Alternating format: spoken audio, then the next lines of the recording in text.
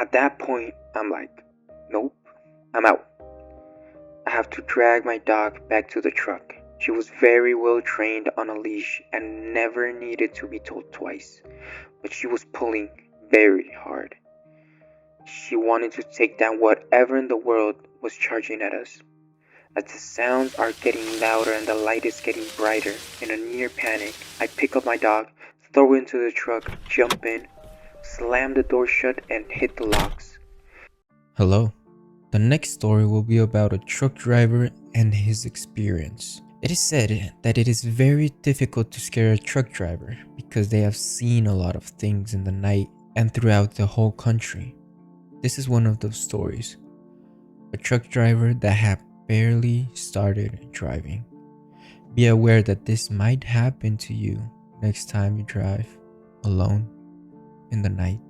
So this might just be a story for some of you, but if you don't have enough respect for it, it might become your next reality. So let's begin with our program with Crawls in the Night. So I was a brand new driver. Maybe about 2 months in, I would drive solo with my little dog. I was on some back road in the middle of Southwest Texas and was trying to find a place to pull over for a 30. I saw a truck ahead of me pull out of what I call a make a spot area. So I pulled in where he had been and turned off the truck. It was about 75 degrees outside with a light breeze. Clear skies, beautiful weather. So I grabbed my dog to let her out to potty, and we were standing around the area near the landing gear when I looked up and saw a random red light, kind of brake light red, in this distance, maybe 200 to 250 yards out. The area where we parked had one of those huge 10-foot fences and nothing but those Texas brush trees that aren't very tall. My dog finished peeing and we were standing there while I watched this light bob up and down and move side to side in the distance. I was thinking it was probably someone on an ATV or a pickup truck or something. I just thought, whatever. Well, it starts to get closer, and now there are thrashing sounds coming from the bushes in its direction.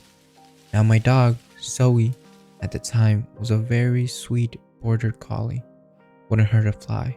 She ran from most things and she was fast. But heaven help if you try to break into the truck.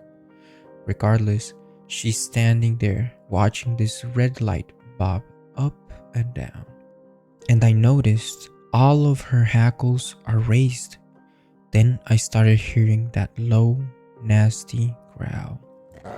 The kind where you know you're about to get absolutely torn apart by a dog.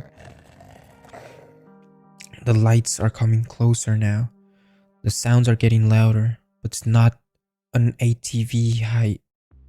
But it's not at ATV height anymore. It's maybe 8 to 10 feet in the air now. And it's still moving in a zigzag pattern toward the truck. Zoe barks at it. The light pauses, then suddenly starts coming towards us incredibly fast. Same zigzag pattern. Me, being the fool, I can feel everything in me telling me to run, hide, escape.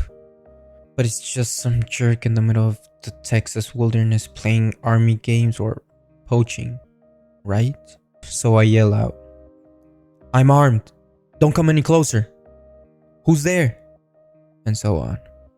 All the really stupid stuff so that whatever that was wouldn't get closer.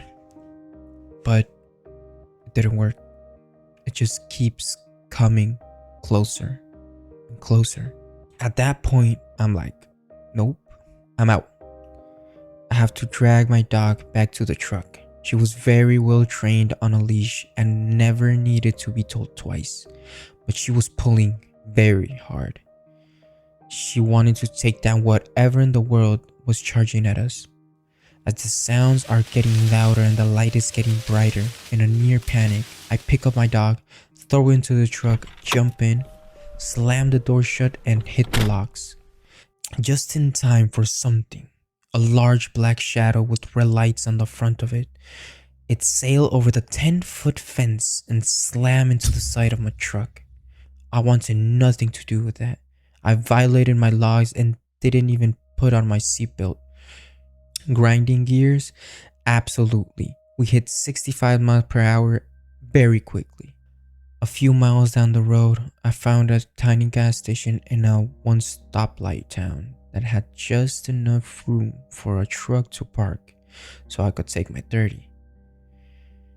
The next afternoon, after I had delivered my load, I was coming out of the shipping office and noticed that the entire sleeper of my truck on the passenger side was dented inwards, ever so slightly.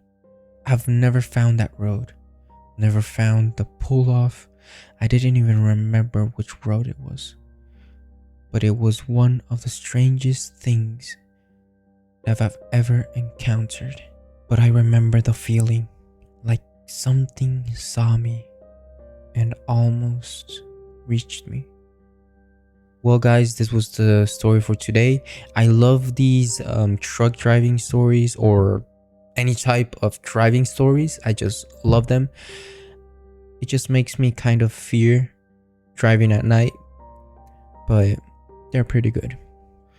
And remember, don't ignore the sounds tonight. You've already awakened it. Good night, and don't let the bedbugs bite.